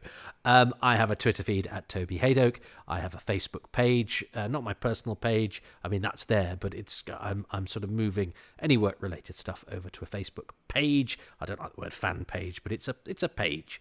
It's a whatever that is. And I'm also on Instagram at toby.haydock. And these podcasts have their own Twitter feed at Haydock Podcasts.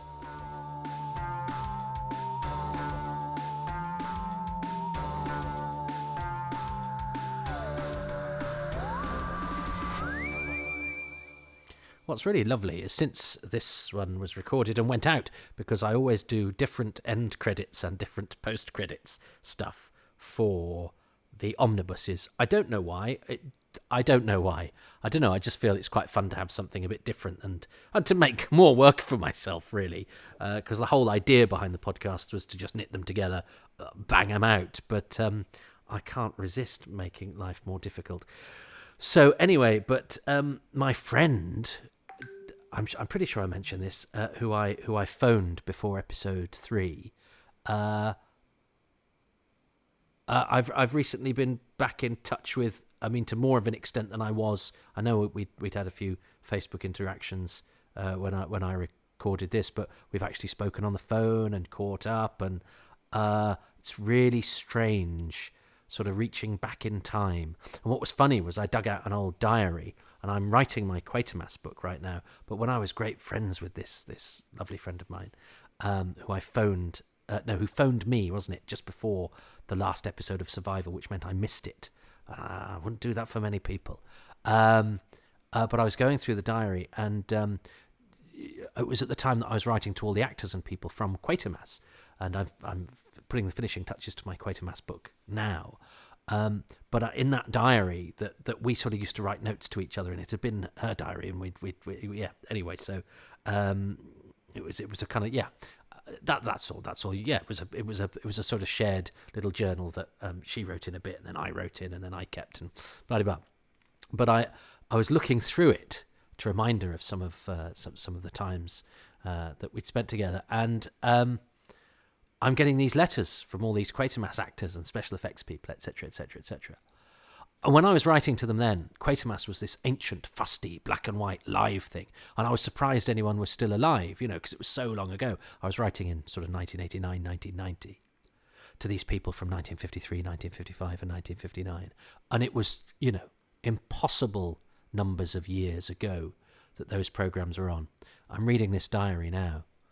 Those programs were on the equivalent amount of time that I was writing back to,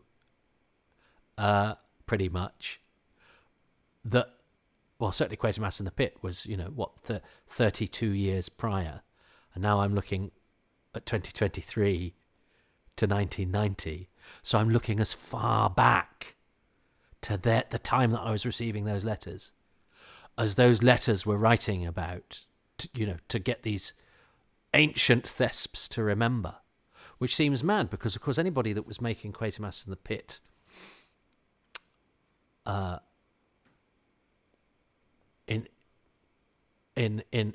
was in their 20s, say, or 20, would be not far off the age I am now when I was writing those letters. And I was thinking I was writing to sort of ancient people who I was surprised were putting one foot in front of the other. I've since learnt that there's a lot of people I didn't write to who were still alive, and in fact some Quatermass people only died within the last 10 years.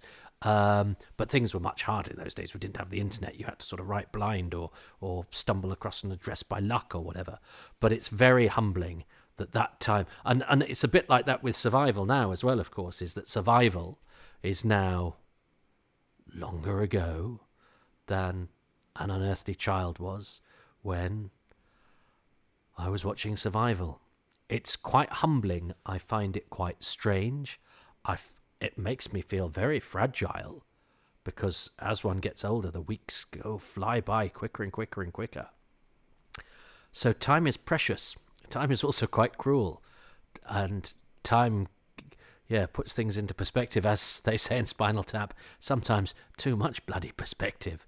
So don't waste the time that you've got, because one day, if you ever choose to listen to this again, you might be listening to me talking about Survival all those years ago, and it's that many years since you last or first listened to this. I'm long dead, and you've got 3 kids and looking to become a grandparent, and you're currently, I don't know, at school.